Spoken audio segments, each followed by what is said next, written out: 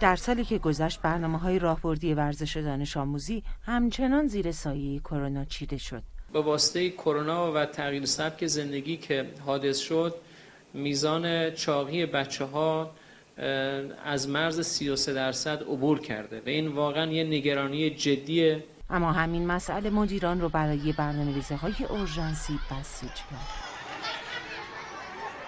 نسبت به اجرای و استمرار نهضت فضای ورزشی در اون مدرسی و هم جذب معلمینی که بتونن ساعت درس تربیت بدنی رو دنبال بکنن و در واقع مدیریت بکنن و هم مسابقات و رویدادهای مختلف ورزشی که بتونه قله سازی بکنه، مسابقاتی که از درون مدارس در واقع بتونه فراگیر باشه. با اجرای طرح شهید سلیمانی سرانه ورزشی با رشد 50% همراه شده.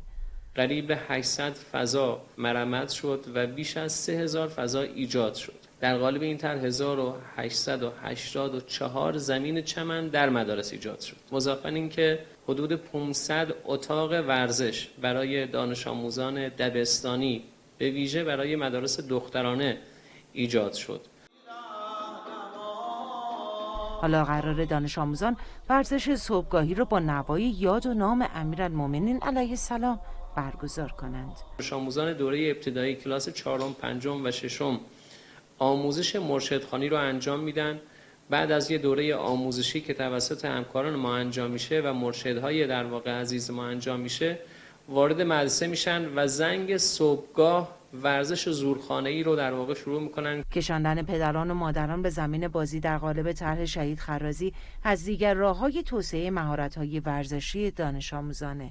922 مجموعه ورزشی آخر هفته، روزهای پنجشنبه و جمعه به صورت رایگان در اختیار مادران و دختران و پدران و پسران قرار گرفت و استمرار این طرح و در واقع قله این طرح شد مسابقات ورزشی پدر و پسر و مادر و دختر. جذب معلم تربیت بدنی هم روشی برای سرعت بخشیدن به برنامه‌های مبارزه با فقر حرکتی دانش آموزانه. آزمون استخدامی جذب معلمان تربیت بدنی و پرورشی رو برای 30 فروردین ما انشالله داشته باشیم.